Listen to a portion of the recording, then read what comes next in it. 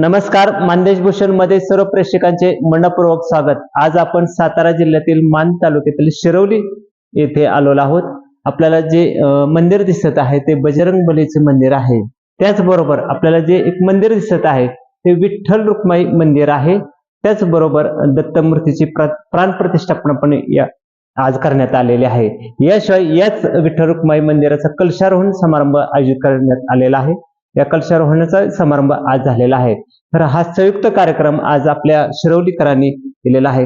खरं तर हा कार्यक्रम कोणाच्या हस्ते कलशारोहण झालेला आहे, कशा पद्धतीने कार्यक्रमाचे आयोजन करण्यात आलेले आहे, त्याचबरोबर या व्यतिरिक्त या गावामध्ये कोणकोणते कार्यक्रम होतात, पारायण सोहळा होतो का, यात्रा कशा पद्धतीने भरते, अशी विविध माहिती आज आपण शिरवलीकर ग्रामस्थ यांच्याकडून घेणार आहोत।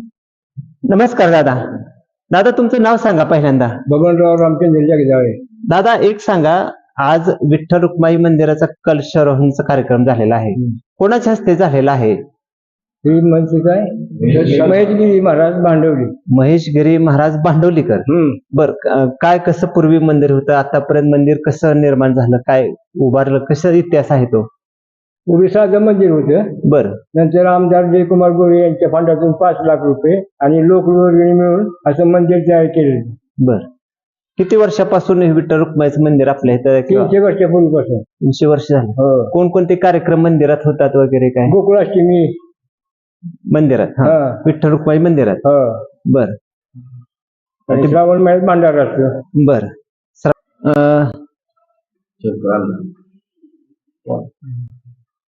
नाव सांगा तुमचं पहिल्यांदा। शंकरराव पांडुरंग जगदाळे। बर, अण्णा एक सांगा, आज दत्तमूर्तीची प्राण प्रतिष्ठापन करण्यात आलेले आहे, तर प्राण प्रतिष्ठापना आज झालेली आहे, कुणाच्या हस्ते झालेली आहे आणि पूर्वी तुम्ही कसं दत्त जयंती वगैरे कसं साजरी करत होता? आज आमच्या हनुमंतरायाच्या पदस्पर्शाने या पवित्र भूमीमध्ये बरेच दिवसापासून प्रतिष्ठित असलेलं श्री विठ्ठल रुक्माई मंदिराच्या कलशारोहण समारंभाने श्री गुरुदेव दत्तांची प्राण प्रतिष्ठा श्री महंत महेशगिरी महाराज भांडवलीकर यांच्या शुभहस्ते संपन्न झालेला आहे। तसेच या अगोदर दत्त जयंतीच्या निमित्तानं त्या दिवशी फोटो मांडून जेणेकरून दत्त जयंती साजरी करणं ग्रामस्थांच्या वतीने करण्यात येत होती। पूर्वी करत होता, पूर्वी करत होतो। त्या अनुषंगानं आजची जी दत्त मूर्ती आहे ते आपल्या गावातीलच श्री बाळासो शिवराम जगदाळे, तसेच किसन आनंदराव जगदाळे मेजर आणि भावसो रामचंद्र जगदाळे यांच्या सहभागातून देणगीतून मूर्ती देणगी दिलेली आहे। आणि बाकीचा जो कलशरोहण आणि शिखराच्या कामासाठी संपूर्ण मुंबईकर पुणे, जेणेकरून आमच्या सर्व क्षेत्रातील लोकांनी भरभरून ग्रामस्थांनी देणगी स्वरूपात दिलेला आहे आणि त्या अनुषंगाने आजचा शुभ हा कार्यक्रम छान पार पडलेला आहे। अण्णा अजून एक आठवणीतला प्रसंग आहे, म्हणजे आपलं बजरंग बलीचं मंदिराचं काय म्हणतो शिखर पूजन आणि विठ्ठल रुक्माईचं शिखर पूजन ही एकाच व्यक्तीच्या हस्ते आणि हे झालेलं आहे आणि कमी वेळेत कसं काय तो प्रसंग आहे? तो योगायोग होता। आजचा जो कार्यक्रम होता, आजचा जो कलशाचा जो सुरुवातीचा जो मुहूर्त होता, पायाभरणी जी आहे महंत शांतिगिरी महाराज यांच्या शुभहस्ते संपन्न झाला होता।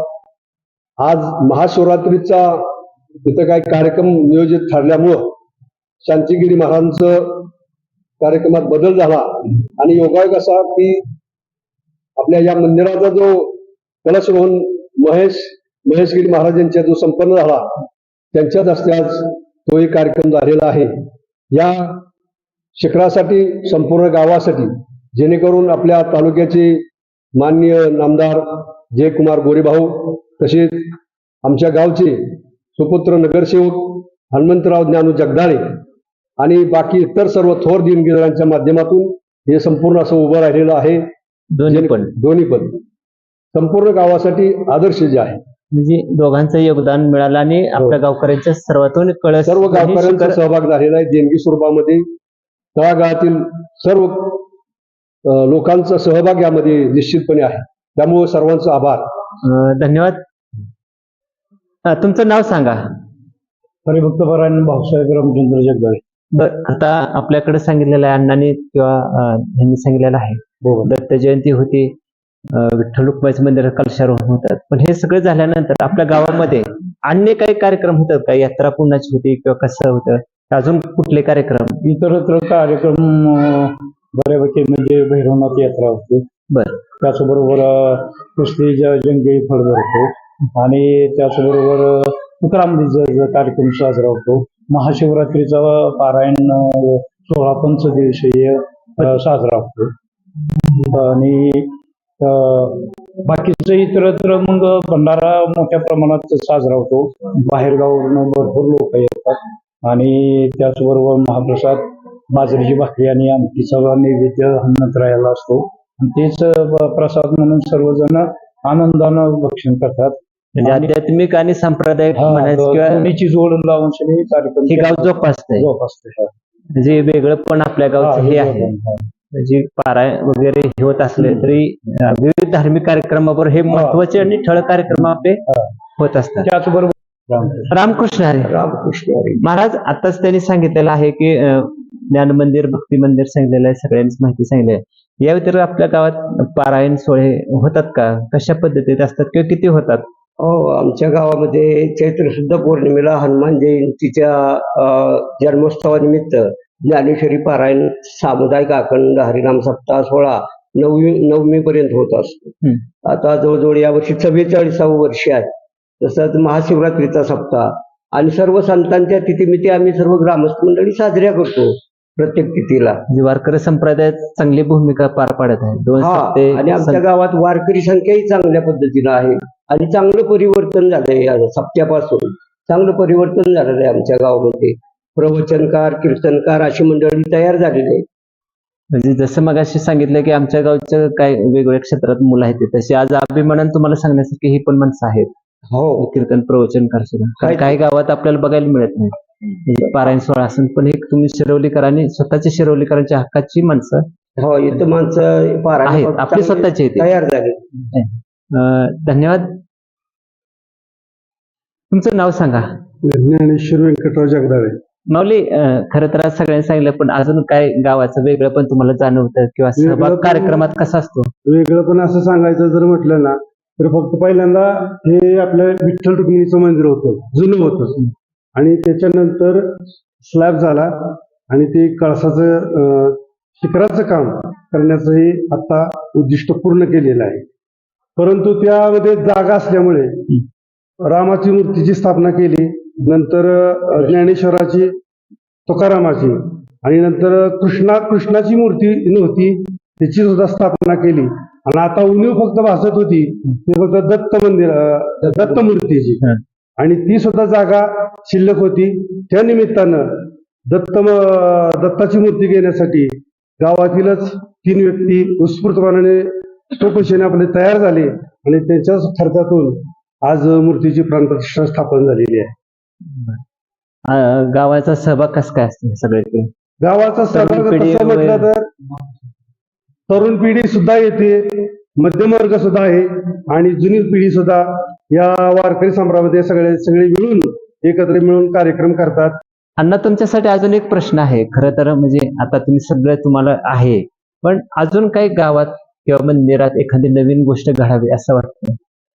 काय राहिले की आता हे सगळं आहे पण अजून एक सातत्याने आता सध्या आज रोजी म्हणजे महाशिवरात्रीचं औचित्य साधून पहिल्या परंपरेनुसार महाशिवरात्री करायची, परंतु एक 4 वर्षापासून आता 4थं वर्ष आहे. पंचदिवसीय शिवलीला ग्रंथ कथासार आणि महाशिवरात्री निमित्त कीर्तन महोत्सव आयोजित केलेला आहे. आता नुकतीच गेल्या एक महिन्यामध्ये माननीय नामदार जयकुमार गोरेभाऊ यांनी 15 लाख रुपये महादेव मंदिरासाठी त्यांनी मंडपासाठी जाहीर केलेले आहेत. सर्व ग्रामस्थांनी त्यांचा आभार आणि पुढचं नियोजन जे आहे ते महादेव मंदिर आहे. तसंच महादेव मंदिर शेखर आणि आमचे ठाण्यात आता नुकतेच नगरसेवकपदी निवडून आलेले माननीय श्री हनुमंतराव ज्ञानू जगदाळे यांच्या माध्यमातून श्री ज्योतिर्लिंग मंदिराचं एक उद्दिष्ट आहे. सर्व उद्दिष्ट आता ते राहिलेलं आहे. हो, निश्चितपणे आहे आणि ते सर्व ग्रामस्थांच्या सहकार्याने निश्चितपणे पारुल अशी हनुमंतराच्या चरणी आम्ही प्रार्थना करू आणि सर्व थोर देणगीदार तसेच आज महाप्रसाद सगळ्या संपूर्ण गाव लोकवर्गणीतून अगदी तन मन धन जेणेकरून सगळ्याच्या सहकार्यातून हा कार्यक्रम अत्यंत छानपैकी पार पडला. सगळ्यांचं खूप खूप आभार. विठ्ठल रुक्माई मंदिराचा जो कळसाचा कार्यक्रम आहे, शिखराचा कार्यक्रम आहे भूमिपूजनाचा, ही कमी कालावधीपूर्वी झाला आणि कमी कालावधीत पूर्ण करून आज कलशारोहणचा कार्यक्रम झालेला आहे.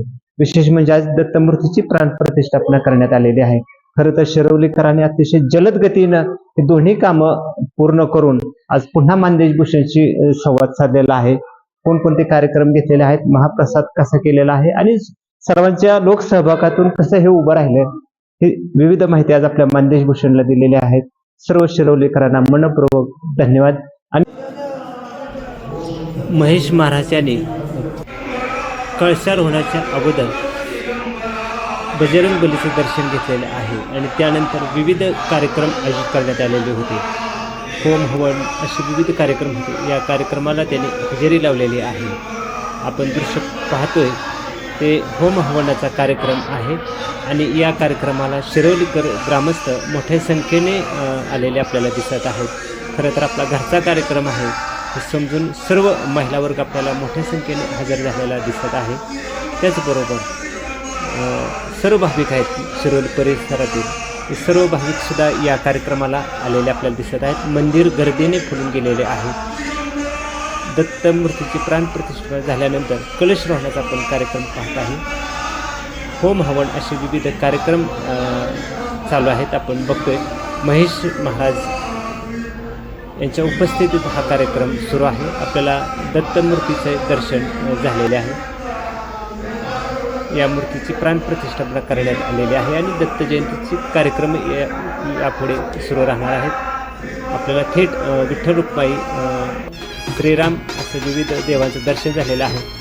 कलशारोहणाचा कार्यक्रम होण्यापूर्वी कलशाचं वाजत गाजत अशी मिरवणूक आपल्याला पाहावयास मिळत आहेत. महेश महाराजांच्या हातात कलश आहे आणि हा शिखरावर कळस नेऊन तिथं बसवण्यात आलेला आहे. आपल्याला ग्रामस्थ मोठ्या संख्येने सहभागी झालेले यामध्ये दिसत आहे. दृश्य पाहतोय ते कलश रोहणाचा कार्यक्रमाचे.